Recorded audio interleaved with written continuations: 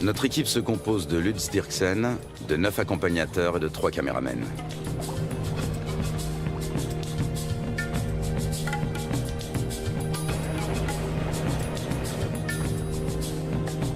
Même en pleine saison sèche, le niveau de l'eau est toujours très élevé. C'est de plus en plus souvent le cas ces dernières années. Pas un seul banc de sable isolé où les animaux pourraient prendre le soleil. Apercevoir des anacondas s'annonce difficile. Le grand anaconda, aussi appelé anaconda vert, vit à l'est des Andes, près des grands systèmes hydrologiques. On connaît bien la vie de ces serpents dans les zones marécageuses du Venezuela, les llanos.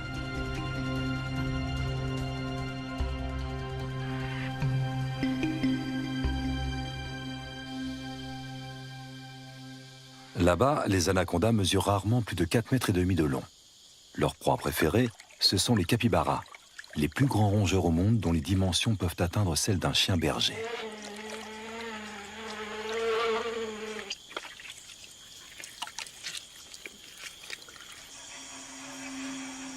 Pendant la saison sèche, la savane se transforme. Les lacs deviennent de vastes champs de boue durcie.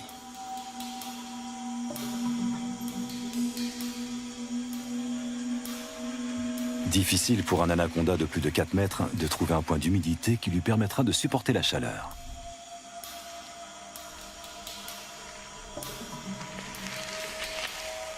Les petits spécimens ont moins de mal à survivre.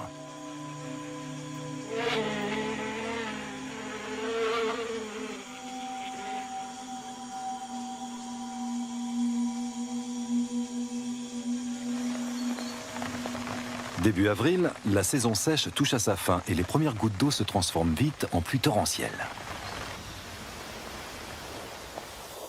En à peine quelques jours, les étendues asséchées se gorgent d'eau.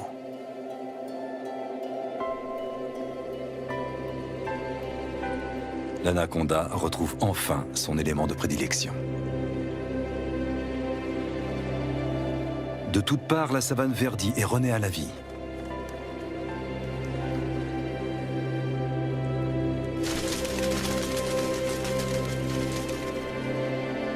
Les anacondas qui vivent au bord du fleuve sont différents de leurs congénères de la savane. Ils peuvent mesurer jusqu'à 9 mètres de long. Contrairement à leurs congénères vénézuéliens, on sait très peu de choses sur leur mode de vie.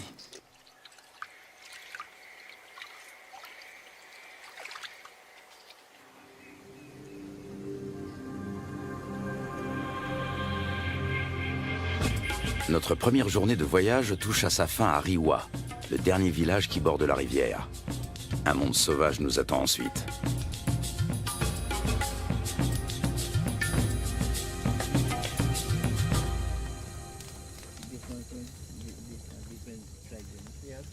À la lueur du feu de camp, un vieux chasseur nous raconte la légende du matapi.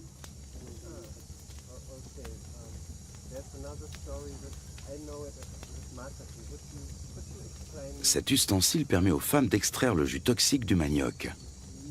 L'idée en est venue à un chasseur alors qu'il observait un anaconda en train de se nourrir. Il a conçu une clé faite de lianes qui imite les mouvements de contraction du serpent en train d'avaler sa proie.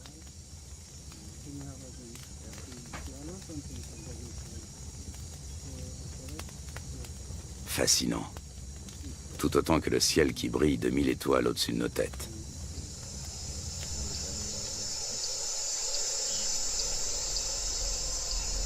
Le grand anaconda appartient à la famille des Boidae.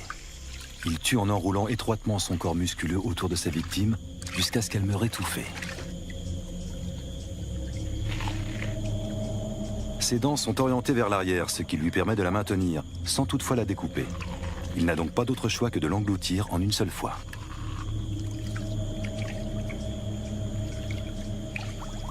Sa mâchoire et son corps sont capables d'une extraordinaire dilatation. Comme il ne peut déglutir, il détend puis contracte ses muscles. Grâce au mouvement ondulatoire de ses anneaux, il fait progresser sa proie toujours plus profondément dans son œsophage.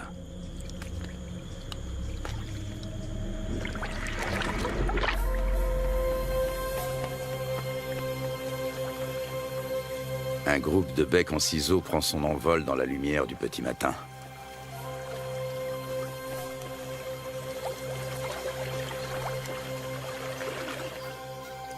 Les bateaux sont chargés. Un rapide petit déjeuner, puis il faut repartir.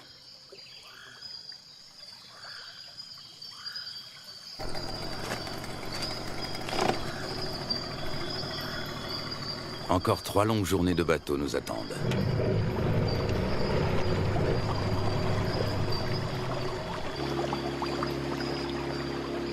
Notre objectif, un territoire inexploré situé en amont de la rivière. Il y a 2 ans, des chasseurs y ont observé des anacondas de plus de 6 mètres de long. Lutz Dirksen a l'intention de remonter cette piste.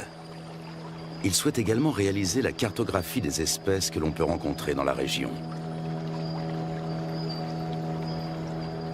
Plus nous progressons et plus la nature nous semble vierge.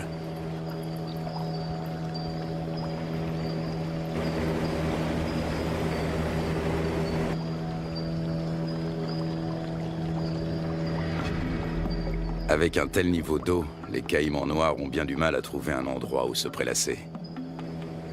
Les plus gros spécimens, eux, ont trouvé leur place au soleil.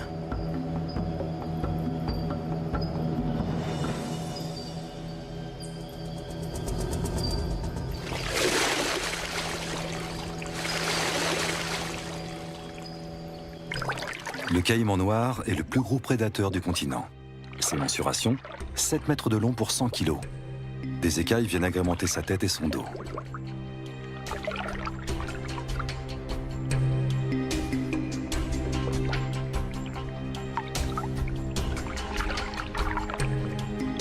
La peau cuirassée de son ventre et de sa gorge est particulièrement épaisse et dure. Sa mâchoire supérieure est typique de son espèce. Toute dent qui tombe repousse invariablement. Les petits points qui ornent son museau sont autant de récepteurs ultrasensibles qui lui permettent de localiser ses proies. Au fil de l'évolution, les crocodiliens, dont font partie les caïmans, ont su imposer leur domination. Après plusieurs heures de trajet, une pause est la bienvenue. C'est Lutz Dirksen qui tient le journal de l'expédition. Ses observations précises sur les espèces rencontrées lui seront plus tard d'une grande utilité. Notre campement sur la rive a éveillé l'intérêt des caïmans. Prudemment, mais non sans une certaine curiosité, ils viennent y voir de plus près.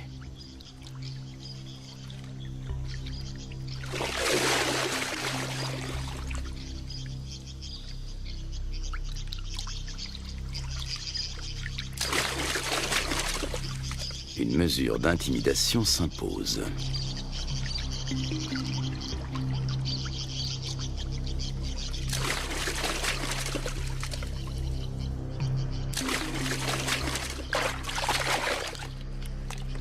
Dans l'eau, le caméraman se fait tout petit.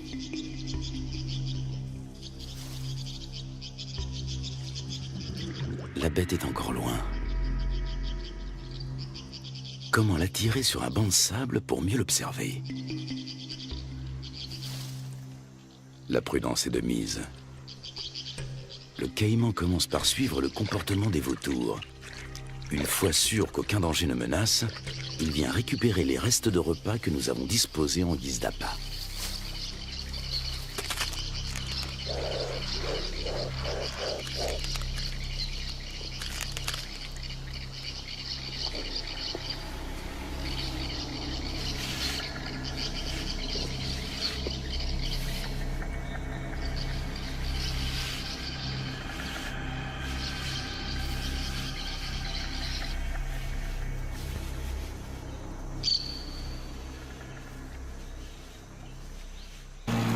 Le voyage reprend à bord de nos 3 bateaux.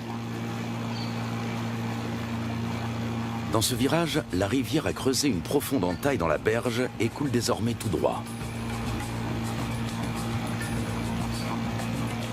Des vestiges de l'ancienne berge se dressent encore au milieu du courant qui se renforce. Les moteurs des bateaux sont soumis à rude épreuve. Les limites des rivières sauvages varient souvent, formant de multiples bras morts et des étangs.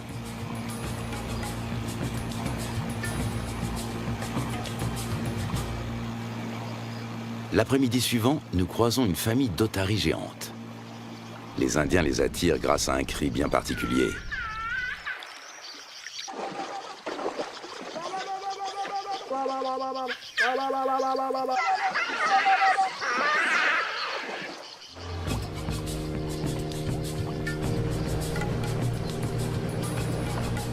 Nous touchons enfin au but. Il ne peut s'agir que de l'endroit dont les chasseurs ont parlé. C'est ici que nous allons nous établir pour partir à la recherche des grands anacondas. Nous remontons notre équipement aussi loin que possible de la rivière. Par temps de pluie, les eaux peuvent monter très vite.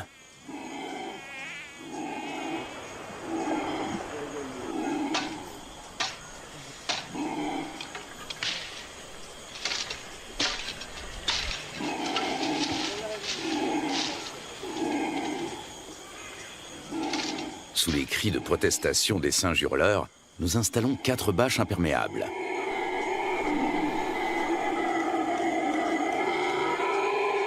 Une bâche pour la cuisine.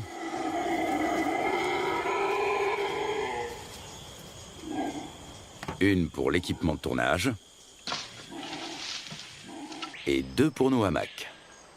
Nous savons que les serpents et les scorpions aiment se glisser dans les poches et les bottes des hommes.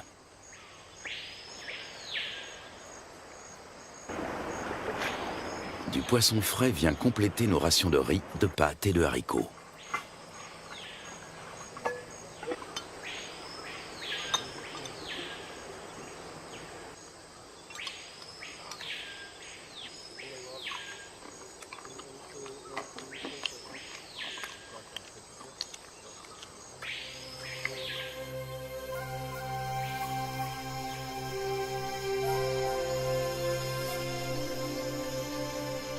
Nous sommes en route depuis maintenant plusieurs heures. En raison des fortes précipitations, les eaux sont encore très hautes, au point que les branches gênent notre progression. Les animaux n'ont pas besoin de venir à la rivière pour trouver de l'eau.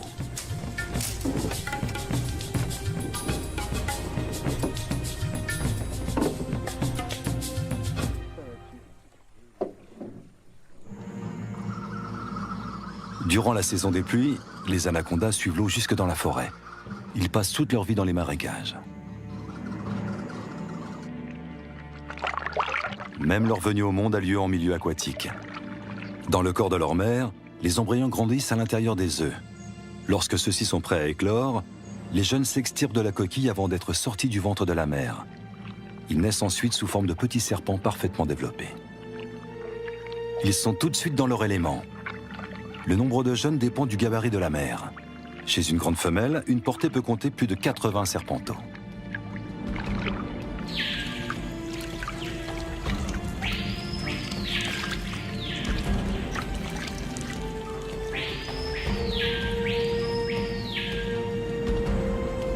Selon les légendes indiennes, les petits dévoreraient leur mère.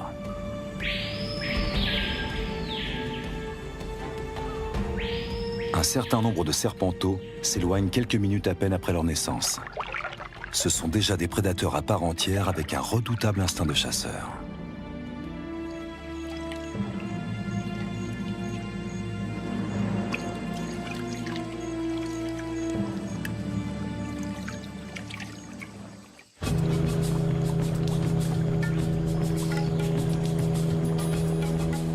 Pour son bain de soleil, cette iguane a choisi une souche d'arbre.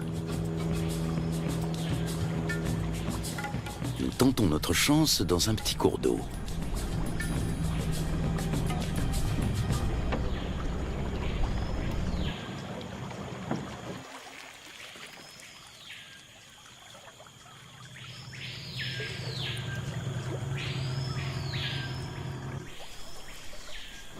Aux aguets, notre capitaine a repéré un mouvement et attrapé le responsable.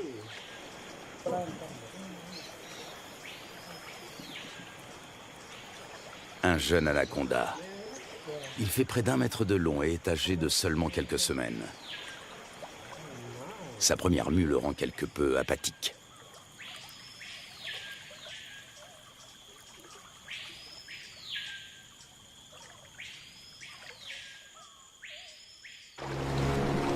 De retour à bord du bateau, le soleil se fait brûlant.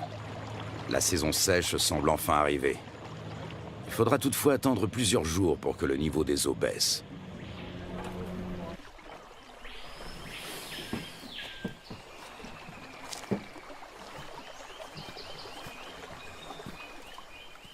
Pour se frayer un chemin sans machette, il faut suivre les pistes régulièrement empruntées par les animaux.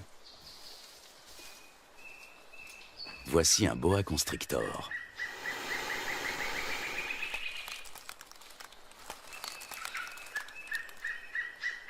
Nous sommes trop grands pour lui servir de proie, mais cela ne l'empêche pas d'essayer de nous intimider. Lutz Dirksen connaît bien le comportement des serpents. D'une main experte, il attrape doucement mais fermement l'animal derrière la tête. Le boa constrictor est un cousin terrestre de l'anaconda. Celui-ci mesure près de 3 mètres. Il s'agit clairement d'une femelle.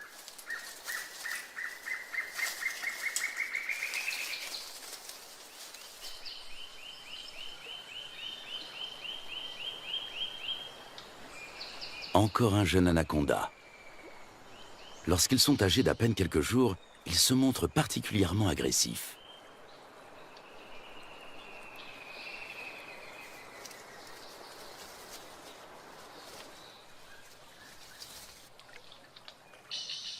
De retour au camp, Lutz Dirksen complète son journal.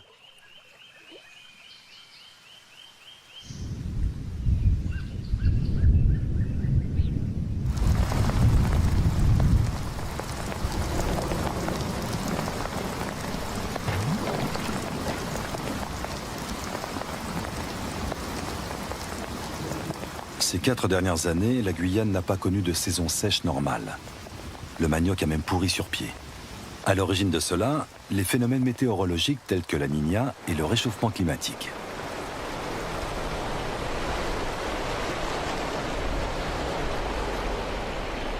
Des pluies torrentielles viennent grossir les cours d'eau. En quelques heures à peine, le niveau peut monter de plusieurs mètres.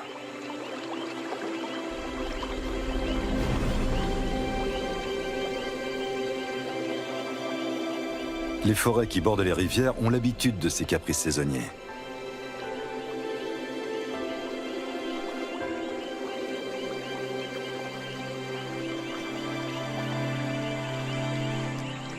Les caïmans suivent eux aussi l'eau dans la forêt.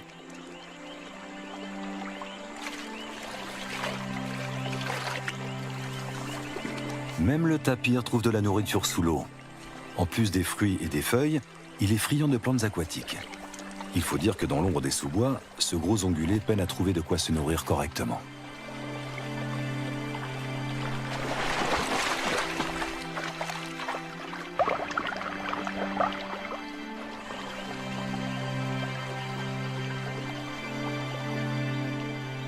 D'autres, en revanche, tentent d'éviter l'eau.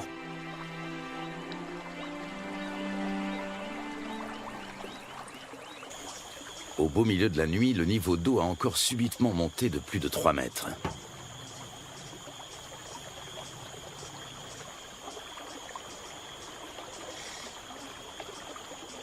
Nous sommes parvenus à mettre en lieu sûr la plupart de nos provisions, et surtout nos bateaux.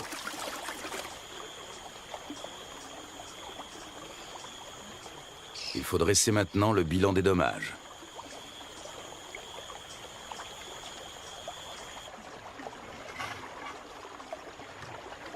Tout est humide, voire trempé. Même notre matériel de tournage doit être séché.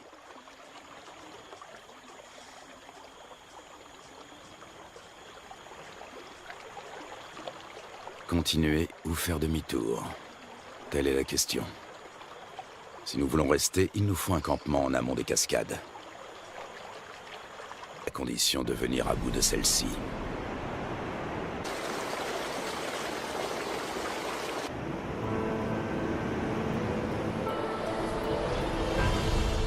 Rapides et cataractes sont fréquents en Guyane. Ils forment un habitat aquatique à part.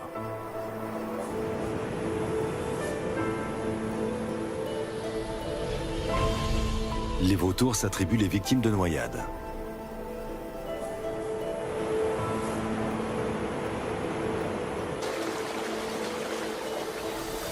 Dans les zones plus paisibles, les hérons se régalent d'escargots et de petits poissons.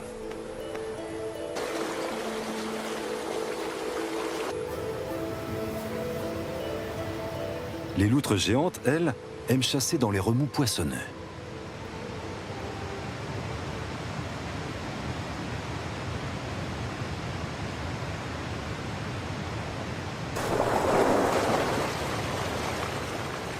C'est là également que l'oiseau serpent vient pêcher de petits silures. Nous sommes sur le territoire du jacara, la seule espèce de caïman qui évolue dans ces eaux torrentielles. Il est nettement plus petit que le caïman noir.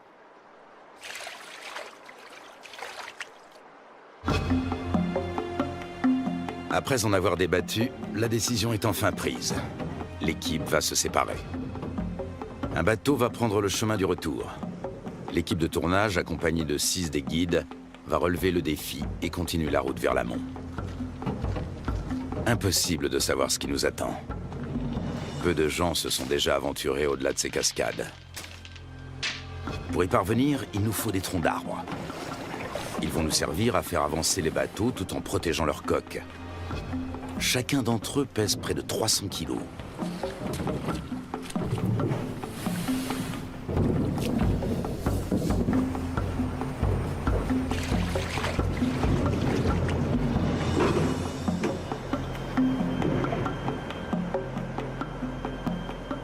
Lutz Dirksen repère un cousin de l'anaconda.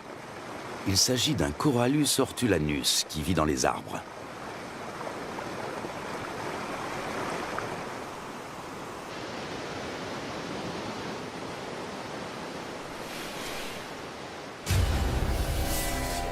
Ce boa de couleur verte est connu pour son agressivité, mais fort heureusement, il n'est pas venimeux.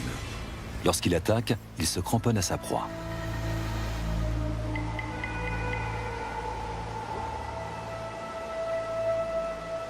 Au niveau de sa lèvre supérieure, on distingue ses fossettes sensorielles. Il s'agit de détecteurs de chaleur qui l'aident à repérer ses victimes, même de nuit.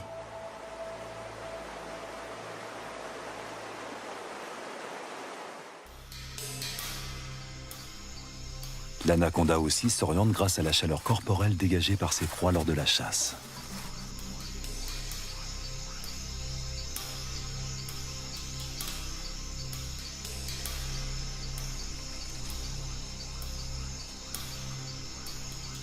Peut-être distingue-t-il le paca comme à travers une caméra infrarouge.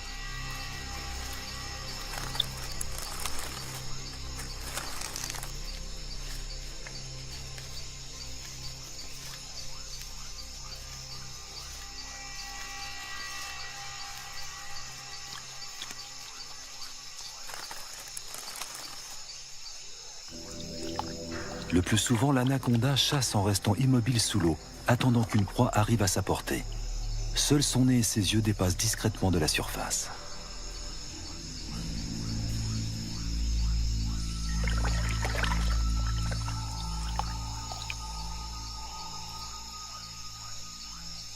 Avec sa langue fourchue, il détecte la moindre odeur.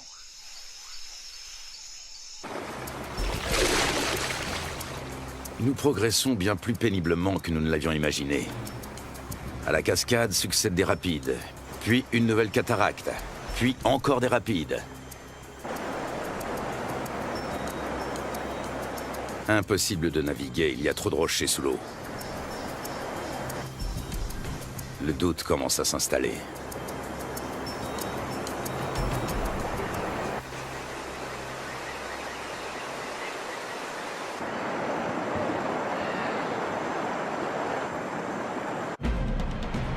Dans le cours supérieur, les eaux sont particulièrement impétueuses.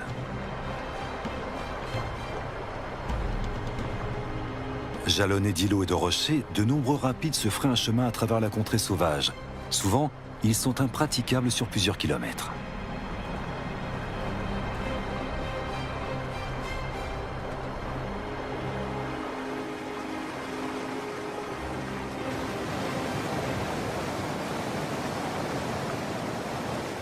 Les jacaras ont compris que les poissons leur tombent directement dans la gueule pour peu qu'ils se placent au bon endroit.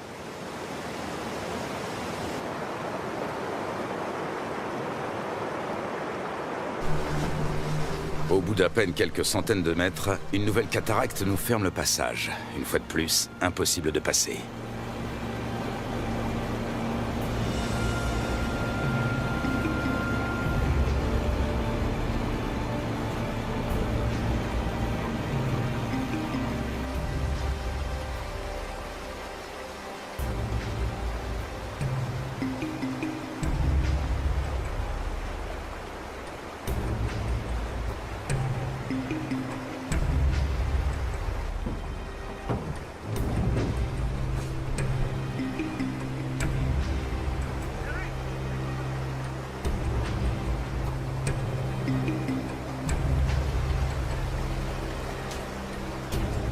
Nous progressons lentement. Souvent, la voie se referme et il faut rebrousser chemin pour tenter notre chance dans un nouveau bras.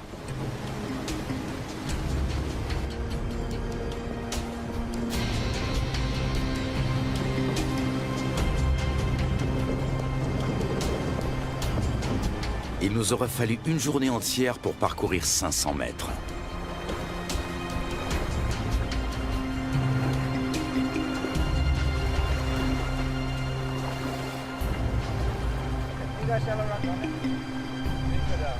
Alors que nous nous apprêtons à renoncer, le fleuve change de visage pour redevenir enfin navigable.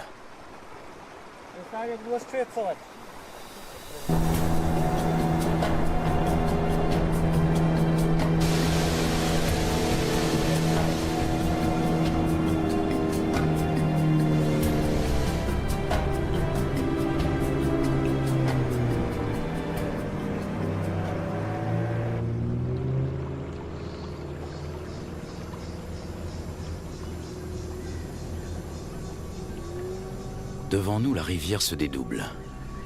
Un monde intact nous attend.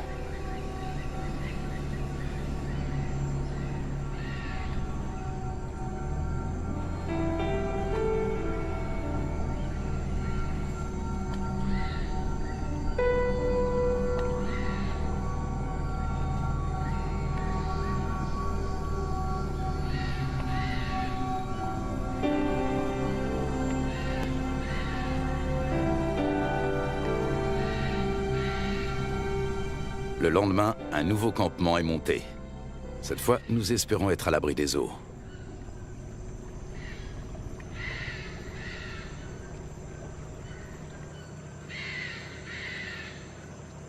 Non loin de notre campement, nous tombons sur un groupe de capybaras. L'un d'entre eux arbore sur le flanc une tache rougeâtre qui ressemble fort à une morsure fraîche.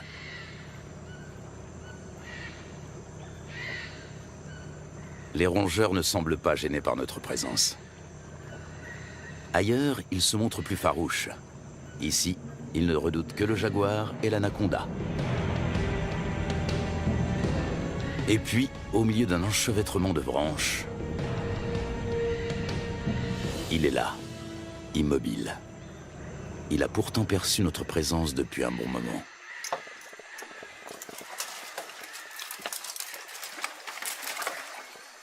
Impossible de l'approcher.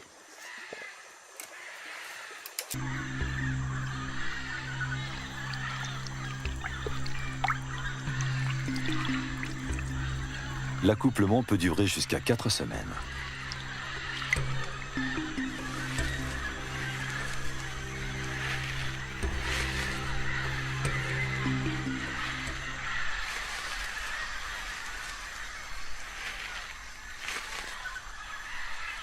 Les mâles repartent ensuite, chacun de leur côté.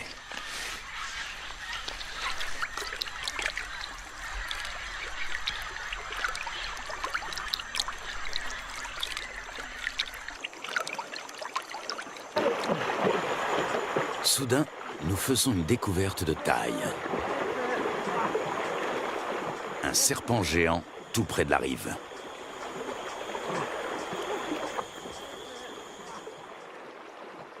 Même à 4, nous avons du mal à le maîtriser. Son corps n'est qu'un unique et gigantesque muscle d'acier flexible.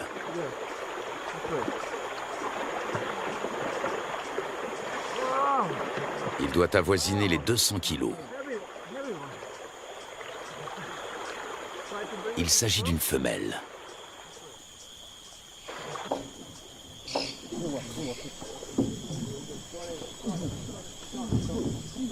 Sur la berge, nous pouvons la mesurer en toute tranquillité.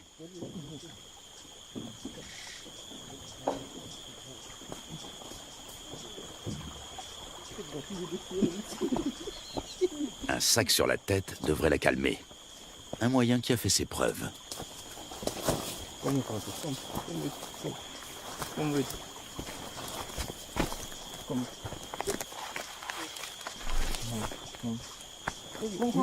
Nous parvenons à la ramener à terre sans trop de résistance. Avec sa taille, elle ne connaît plus aucun prédateur naturel.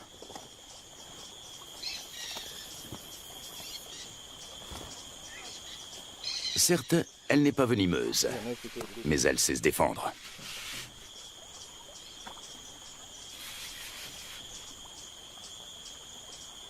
Tenez-la, pendant que je mesure. Une telle géante peut infliger de graves blessures. Une fois refermées sur leur proie, ces mâchoires ne se rouvrent pas facilement. Solides, acérées et orientées vers l'arrière, ses dents sont de véritables crochets. On distingue parfaitement sa trachée située à l'avant de la gueule. Elle lui permet de respirer pendant qu'elle avale lentement ses victimes.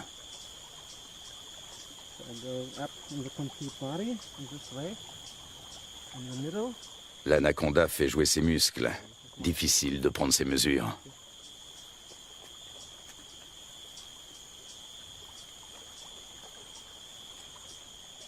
Cette femelle est nettement plus imposante que tous les autres anacondas que nous avons rencontrés au cours de notre voyage. Lutz doit s'y reprendre à plusieurs reprises.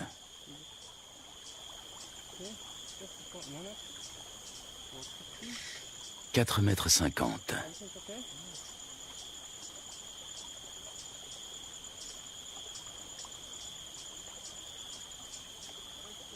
« 5,70 m.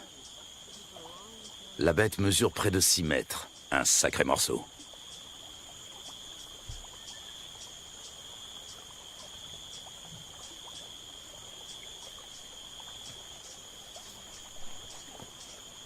Lutz mesure la circonférence de son corps à l'endroit le plus fort.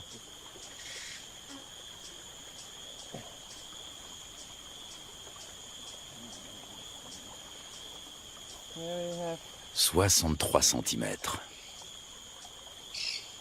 Il s'assure que le dessin de ses écailles correspond bien aux descriptions scientifiques du grand anaconda.